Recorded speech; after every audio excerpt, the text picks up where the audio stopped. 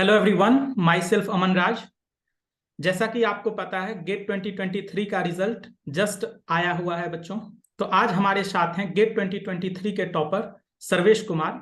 तो आज हम इनसे जानने की कोशिश करेंगे कि क्या इनका प्रिपरेशंस जर्नी रहा, कैसे इन्होंने गेट 2023 के लिए प्रिपरेशंस किया है और क्या सब स्ट्रेटजी था, क्या सब मिस्टेक्स इन्होंने किया है या आप इनके मिस्टेक से सीख सकते हो। आप इनसे बच्चों इंस्पायर हो सकते हो कि किस तरह से इन्होंने गेट 2023 के लिए प्रिपेयर किया है, आगे इनकी क्या जर्नी है। तो हम काफी डिटेल में इनसे जानने की कोशिश करेंगे। तो first of all Sarvesh, I would like to congratulate you. Thank you so much sir. मैं आपसे ये जानना चाहूंगा कि आप कैसा फील कर रहे हैं अभी, और गेट एग्जाम देने से पहले क्या आपको उम्मीद था कि आपका गेट में डबल डिजिट में रैंक आ सकता है? सर अभी तो बहुत अच्छा फील हो रहा है, लेकिन सर मतलब एग्जाम देने के पहले ऐसा कभी नहीं सोचे थे हम लोग कि डबल डिजिट में रैंक आएगा या कुछ भी। लेकिन एग्जाम देने के बाद ऐसा लग रहा था कि टॉप 100 में रैंक आ सकता है। Okay, very good. तो आपके क्या मार्क्स आए हैं इस साल? सर मेरा मार्क्स 70.67 है। आपके फ्रेंड्स पेरेंट्स कैसा फील कर रहे हैं अभी आपको, आपके रैंक को देख के? सर सब लोग तो बहुत खुश हैं सर। ओके, तो मैं आपसे ये जानना चाहूंगा कि आपके बारे में बच्चे जानना चाहेंगे कि क्या आपका प्रिपरेशंस जर्नी रहा, आप कब कॉलेज पास आउट हुए हो, किस कॉलेज से हैं आप, क्या कैसे आपने प्रिपरेशंस किया था गेट के लिए? सर मैं एनआईटी सिलचर से हूँ और 2018 में पास आउट हुआ था। उसके बाद मैं सर कोचिंग लिया, फिर देता रहा एग्जाम। पहले तो बहुत खराब रिजल्ट आ रहा था, फिर लास्ट ईयर थोड़ा ठीक था, इस बार तो पता ही है सर सबको। ओके, तो अभी लास्ट ईयर आपके रैंक्स कितने थे? लास्ट ईयर 391 था। ओके, तो अब आप अभी कहीं जॉब कर रहे हैं या कहीं से एमटेक कर रहे हैं, क्या आप अभी कर रहे हो? सर अभी तो मैं जॉब कर रहा हूँ, तो ओके। मिनिस्ट्री ऑफ कोल के अंदर सर मैं एग्जीक्यूटिव पोस्ट पे हूँ। Okay, great. आगे आपका क्या प्लान है? सर आगे मेरा ईएससी पे फोकस है सर, इंजीनियरिंग सर्विसेज पे। तो उसका भी प्रीलिम्स हो गया है, अब मेंस का प्रिपरेशन करना है सर। ओके, तो जैसा कि आपने बताया कि आप 2018 में पास आउट हुए हैं, तो मैं आपसे ये जानना चाहूंगा कि आप इतने लंबे ड्यूरेशंस तक कैसे अपने आप को मेंटेन रखें, किस तरह से आप अपने आप को मोटिवेट रखें, ये आप शेयर बच्चों के साथ करें। क्योंकि ऐसा होता है कि कुछ बच्चे अगर प्रिपरेशन स्टार्ट करते हैं तो 1 से 2 बार में अगर उनका रैंक अच्छा नहीं होता है तो वो डिमोटिवेट हो जाते हैं या अपना पाथ चेंज कर लेते हैं कि अगर गेट की तैयारी कर रहे हैं तो गेट को छोड़ के किसी और एग्जाम का प्रिपरेशन कर रहे हैं। तो आपके अंदर ये मोटिवेशन कहाँ से आया, सोर्स ऑफ मोटिवेशन क्या था कि आप कंटिन्यूअसली गेट के लिए, ईएससी के लिए प्रिपरेशंस करते रहे? सर मेरा सोर्स ऑफ मोटिवेशन तो सबसे पहले था कि मतलब एक सोसाइटी में एक फेम होता है सर, जिसमें गेट और ईएससी में कुछ में भी अगर अच्छी रैंक आती है तो सर, और आपका जब जब भी वीडियो देखते थे तो आप इस तरह से सर मोटिवेट करते थे कि लगता था कि नहीं कुछ तो करना है। तो सर ऐसे ही थोड़ा बहुत कुछ कुछ कहीं कहीं सफलता मिलती रही, तो उससे भी थोड़ा मोटिवेशन मिलता रहा। किस किस एग्जामिनेशंस में इससे पहले आपका सिलेक्शन हो चुका है? सर पहले मैं जैसे HURL में भी मेरा हुआ था, और NTPC में भी हुआ था सर, एयर ट्रैफिक कंट्रोल में भी हुआ था, और एयरपोर्ट अथॉरिटी में भी हुआ था। ओके, तो तो जैसे मान लीजिए और भी कि बहुत आपने। सारे जगह मैं सर इंटरव्यू भी दिया हूँ। ओके। तो जैसे इसरो का भी दिया, बार्क का भी दिया, तो ये सब छोटे छोटे सफलताएं मिलती रही, तो इससे मोटिवेशन बना रहा सर। ओके, और अगर मान लीजिए आपके जो प्रिपरेशंस फेज थे उसमें सबसे बड़ा डिस्ट्रैक्शंस या आपने जो मिस्टेक्स किया, जैसे अगर आपका रैंक अभी डबल डिजिट में आने में काफी टाइम लग गया तो आपने कुछ ना कुछ यस सर। मिस्टेक्स किया होगा। तो वो क्या सब यस मिस्टेक्स सर। थे जिसके कारण इतना टाइम लगा, और आप जो अपकमिंग एस्पेरेंट्स हैं उनको क्या सजेस्ट करना चाहेंगे कि वो क्या सब मिस्टेक्स नहीं करें जो कि काफी जल्दी वो अपना अचीवमेंट हासिल कर सकते हैं? सर सबसे बड़ा मेरा मिस्टेक ये था कि मैं टेस्ट सीरीज को प्रॉपरली कभी नहीं दिया पहले। तो सर उसमें टेस्ट सीरीज अगर नहीं देते हैं तो हमें पता नहीं होता कि हम क्या गलतियां कर सकते हैं एग्जाम में। इसलिए सर, और जैसे रिवीजन के टाइम मतलब जो भी है हमारे शॉर्ट नोट्स, उन पे बहुत अच्छे से ध्यान देना चाहिए, तब जाके सही से हो पाता है। यानी कि किसी भी एग्जामिनेशंस के लिए टेस्ट सीरीज और रिवीजन सबसे ज्यादा इंपॉर्टेंट होता है। Yes sir. जैसे काफी स्टूडेंट्स ऐसे होते हैं कि सिर्फ नोट्स को ही बार बार पढ़ते रहते हैं, क्वेश्चंस प्रैक्टिस नहीं करते हैं। तो आपका मैसेज उन सभी स्टूडेंट्स के लिए ये है कि ज्यादा से ज्यादा क्वेश्चन सॉल्व करना है, टेस्ट देना है, यस जिससे सर। कि वो रियल यस सर। एग्जामिनेशंस को फेस कर सकें और वो रियल यस इन्वायरमेंट सर। को जान सकें। ठीक है, बहुत यस अच्छी सर। बात है। तो आगे आप क्या अब परस्यू करना चाहेंगे? जैसे आपका डबल डिजिट में रैंक आया है, तो आप कहीं से एमटेक करना यस चाहेंगे या किसी पीएसयू में ज्वाइन करना चाहेंगे या आप ईएससी के लिए ही प्रिपेयर करेंगे? सर, ईएससी के लिए ही प्रिपेयर करेंगे सर। ओके।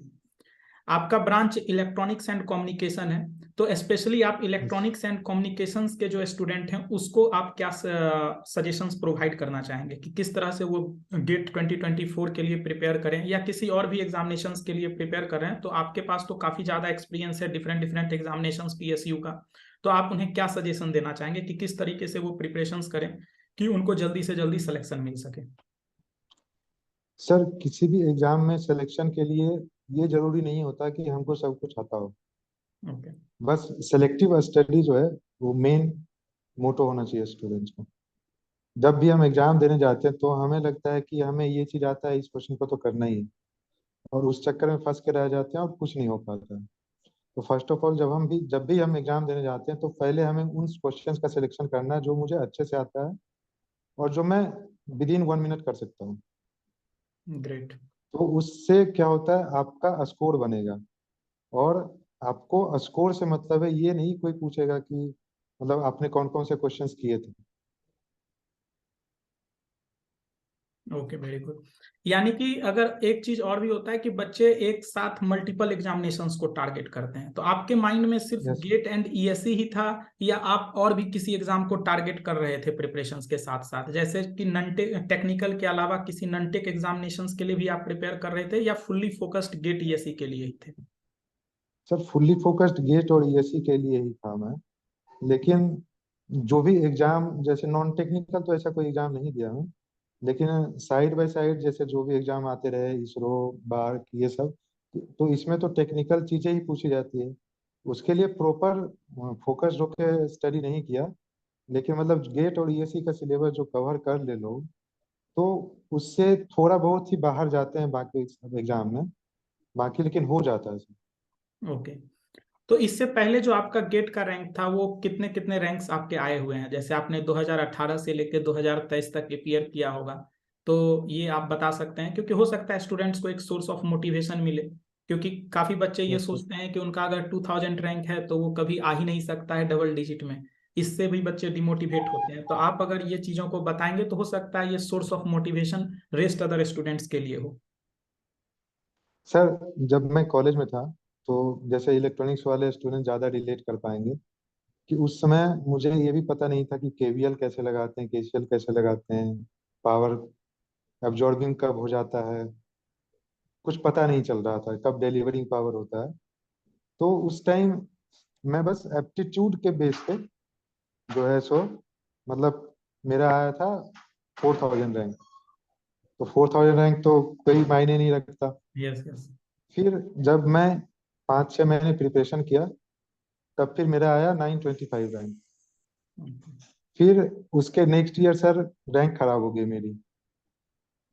तो उसके बाद फिर से थोड़ा और इम्प्रूवमेंट किया, थोड़ा फोकस किया स्टडी पे, तब फिर आया 518 रैंक। फिर गेट 2022 में सर 391 आया, और इस बार 35। ओके, मतलब काफी ज्यादा चेंजेस थे, यानी कि कंसिस्टेंसी बहुत ज्यादा जरूरी है। यानी कि आप यस बीच सर। में किसी और एग्जाम के लिए ऐसा नहीं है कि आप डेविएट कर जाइएगा। अगर आप किसी और चीजों के जी लिए नहीं। डेविएट हो जाइएगा तो आपका एग्जामिनेशंस में रैंक नहीं आ सकता है।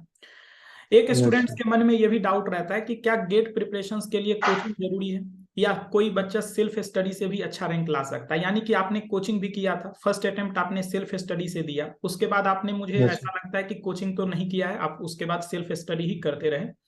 तो यस आपका सर। कोचिंग का क्या रोल रहा और आपका क्या परसेप्शन है कि स्टूडेंट्स सेल्फ स्टडी से भी अच्छा कर सकते हैं या कोचिंग कंपलसरी है? सर कोचिंग कंपलसरी नहीं है, सेल्फ स्टडी से भी कर सकते हैं, लेकिन सेल्फ स्टडी में टाइम थोड़ा ज़्यादा लगता है, क्योंकि सर हमें पता नहीं होता कौन कौन सी चीज़ें कहाँ कहाँ से पढ़नी है। लेकिन कोचिंग में जो भी सर पढ़ाते हैं, उन्होंने सारा रिसर्च करके रखा हुआ है कि कौन कौन सी चीज़ें आती है, इतने सालों में क्या क्या चीज़ें पूछी गई है। तो वो सब चीज़ों पे फोकस करके वो लोग अच्छे से पढ़ाते हैं सर, जो भी पढ़ाते हैं। तो हमें सेल्फ स्टडी में पता नहीं चलता, और हम मतलब बहुत ज़्यादा टाइम लग जाता है ये फाइंड आउट करने में कि क्या क्या सिलेबस के अंदर है और क्या सिलेबस के बाहर है। ग्रेट। तो आप कहाँ से बिलोंग करते हैं और आगे आप अब आगे आपका नेक्स्ट टारगेट क्या है? जैसे आप ईएससी भी प्रीलिम्स क्वालिफाई किए हैं, मुझे जैसा कि पता है 2 से 3 बार यस सर। आपने ईएससी प्रीलिम्स भी क्वालिफाई किया है। तो आगे आपका क्या यस सर। जर्नी रहेगा, ये सब चीज़ों को आप शेयर करें। तो मैं सर बिहार से हूँ, ओके। और मेन फोकस तो ईएससी ही करना है अभी आगे। तो मेंस का एग्जाम भी है सर जून में। ओके, इस साल भी आपने प्रीलिम्स क्वालिफाई किया है, तो यस सर। कंग्रेचुलेसन। और मेरा बेस्ट विशेस रहेगा आपके लिए कि थैंक यू आप वेरी मच सर। 2023 ईएससी में भी काफ़ी अच्छा परफॉर्म करें। और आपका जी लास्ट जी। मैसेज क्या रहेगा upcoming GATE and ESC 2024 aspirants के लिए? सर जो भी स्टूडेंट्स हैं उनको मैं बस यही कहना चाहूँगा कि आप कंसिस्टेंसी बनाए रखिए, और टेस्ट सीरीज जरूर से जरूर मतलब उसको फॉलो अप कीजिए। और टेस्ट सीरीज में जो भी नए क्वेश्चंस दिखते हैं या कुछ न्यू कॉन्सेप्ट्स दिखते हैं, उसको आप अलग से लिख के रखिए, सो दैट आप एग्जाम के 10 दिन पहले से उन चीज़ों को मतलब रिवाइज कर सकते हैं। और एग्जाम में बस ये फोकस रखना है कि हमें इजी से इजी क्वेश्चंस को पहले करना है, ना कि किसी टफ क्वेश्चन में फंस के अपना 10 मिनट 15 मिनट बर्बाद करना है। अच्छा, जैसे मैं अगर आपसे जेन्युइनली जानना चाहूंगा कि आप कितने आवर्स पढ़ते थे, यानी कि जब बहुत सारे टॉपर्स होते हैं जो ये भी बताते हैं कि 12 आवर्स 15 आवर्स पढ़ना चाहिए गेट एंड ईएससी के लिए, तो आपका क्या एक इस पे ओपिनियन है? सर मुझे नहीं लगता कि 12 आवर्स 15 आवर्स पढ़ने की जरूरत है गेट के लिए।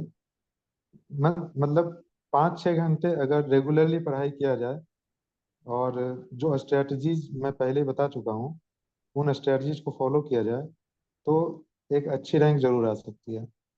ओके। पढ़ाई के अलावा आपको और क्या पसंद है? सर पढ़ाई के अलावा तो ऐसा कुछ ज़्यादा नहीं है सर, मतलब थोड़ा मूवीज वगैरह देखता हूँ, वेब सीरीज वगैरह देखता हूँ, ओके। और कभी खेल लिया, कभी इधर उधर घूम लिया, यही सब है। जैसे काफी स्टूडेंट्स को ये लगता है कि अगर वो प्रिपरेशंस जर्नी में रिलेशनशिप में रहते हैं तो उनका प्रिपरेशंस नहीं हो पाएगा। तो मैं तो पहले आपसे ये जानना चाहूंगा कि आप इतने टाइम जो प्रिपरेशंस कर रहे थे, तो क्या आप कभी किसी के साथ रिलेशनशिप में थे, या आपके सोर्स ऑफ मोटिवेशन सिर्फ फादर मदर थे? मतलब आप इसके बारे में अगर डिस्कस करना चाहें तो ज्यादा अच्छा रहेगा, जिससे कि स्टूडेंट्स को सर ये ऐसा पता चल सके कि मतलब क्या इम्पोर्टेंस होता है या नहीं होता है इस चीजों का। रिलेशनशिप में तो कभी नहीं रहा सर, लेकिन मतलब मेरा सोर्स ऑफ मोटिवेशन मेनली मेरे पापा थे। उन्होंने हमेशा मुझे मोटिवेट किया, मतलब जब भी खराब रैंक भी आया या कुछ नहीं भी हुआ, तब भी मोटिवेट करते रहे कि अच्छा होगा होगा। तो और मुझे नहीं लगता कि रिलेशनशिप में आने से या ना आने से कोई ज़्यादा फर्क पड़ेगा, अगर मतलब खुद पे अगर कॉन्फिडेंस हो, अगर खुद पे वो हो, तो मैनेज किया जा सकता है। रिलेशनशिप से कोई खराब रैंक नहीं आएगा। ओके। चलिए, तो काफी अच्छा लगा सर्वेश आपसे बात करके, और फ्यूचर जर्नी के लिए थैंक आपको यू सर। कंग्रेचुलेशंस। मैं उम्मीद करता हूँ कि थैंक यू सो आपके मच सर। साथ नेक्स्ट टाइम में जब आपका ईएससी 2023 का रिजल्ट आएगा, तो उस समय भी इंटरव्यू मैं आपके साथ करूंगा। और आप अच्छे से जी जी मेहनत श्योर सर। कीजिए and best wishes for your upcoming journey. Thank you so much sir. Okay, thank you.